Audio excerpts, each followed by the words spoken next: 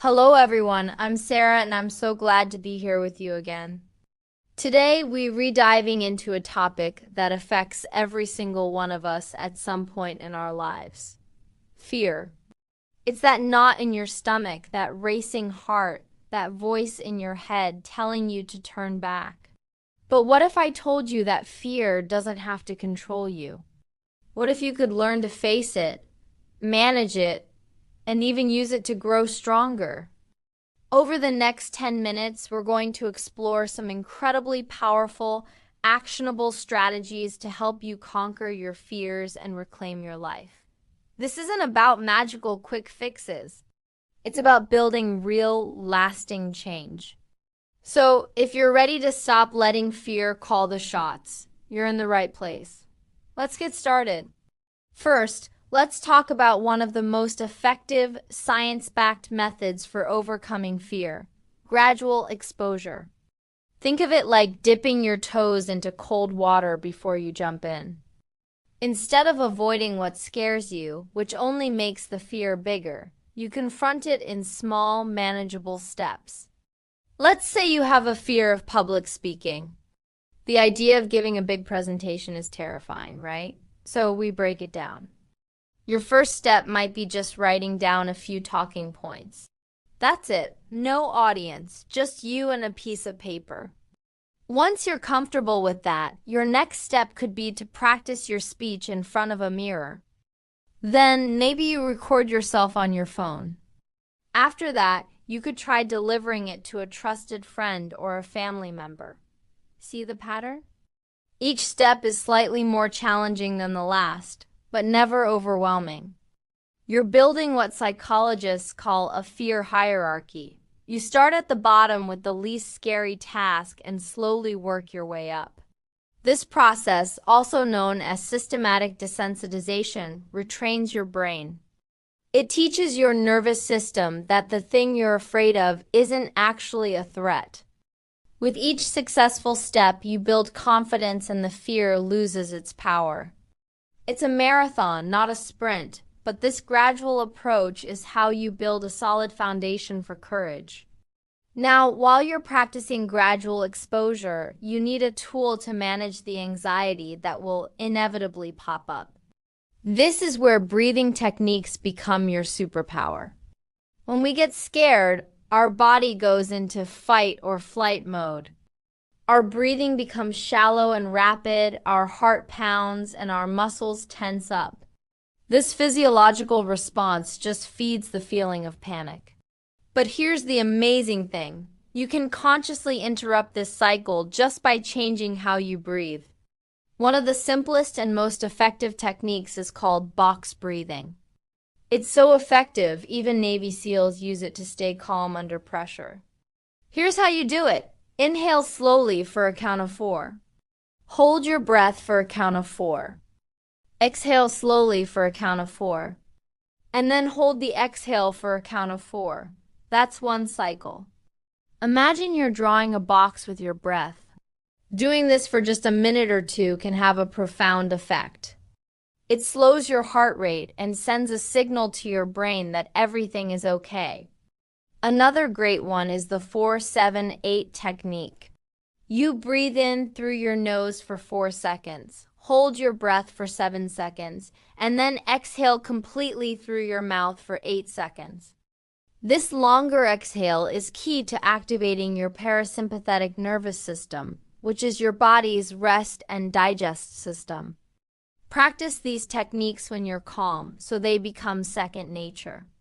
Then, when you feel that wave of anxiety rising as you face a fear, you have a powerful, immediate tool to ground yourself and regain control.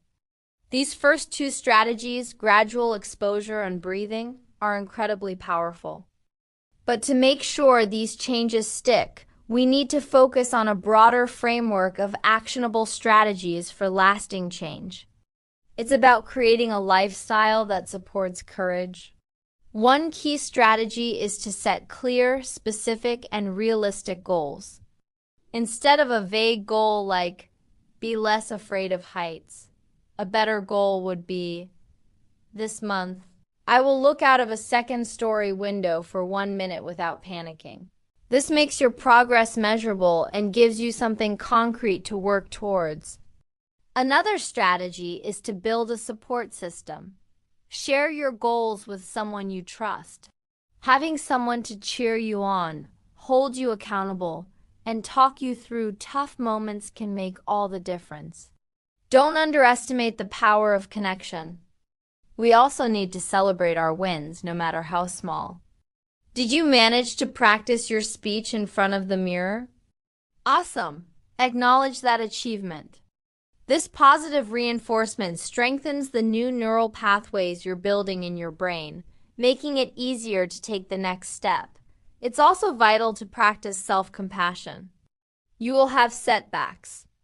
There will be days when the fear feels overwhelming again. That's normal. The goal isn't perfection. It's progress. Instead of beating yourself up, treat yourself with the same kindness you would offer a friend. Remind yourself that you're brave for even trying, and then get back on track tomorrow. These practical habits create a powerful ripple effect, transforming how you approach not just your specific fears, but all challenges in life. Finally, and perhaps most importantly, let's talk about the mindset shift that ties all of this together. It's about learning to view fear not as a stop sign, but as a compass. Fear often points directly to the areas in our life where we have the most potential for growth. That thing you're scared of? It's often linked to something you deeply desire. Fear of public speaking might be blocking you from a promotion or from sharing a message you're passionate about. Fear of rejection might be stopping you from finding a meaningful relationship. When you start to see fear as an opportunity, everything changes. Instead of asking, "What if I fail?" start asking, "What if I succeed? What could I gain? What could I learn?" This simple shift in perspective reframes the entire experience. Fear becomes a signal that you're stepping outside your comfort zone.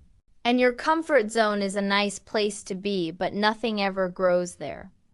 When you feel that familiar flutter of anxiety, try to welcome it.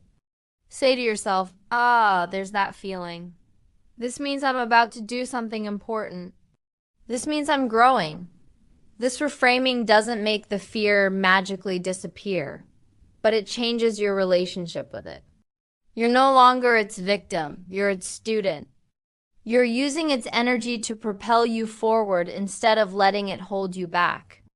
This is the ultimate key to not just conquering your fears, but transforming your entire life into an adventure of growth and possibility. So to recap, we've covered 4 powerful steps. First, practice gradual exposure, taking small, manageable steps to confront what scares you. Second, use breathing techniques like box breathing to manage anxiety in the moment.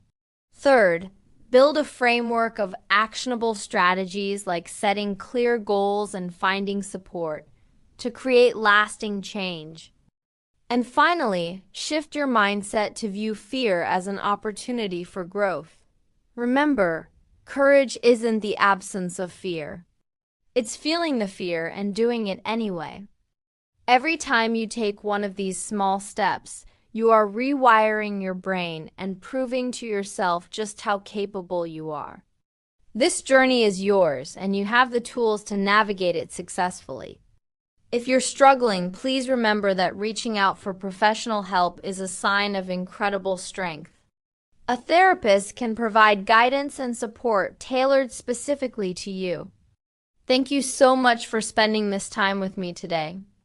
I hope these strategies empower you to start facing your fears head-on. If you found this helpful, please give it a thumbs up and subscribe for more content on personal growth. I'd love to hear about your journey in the comments below.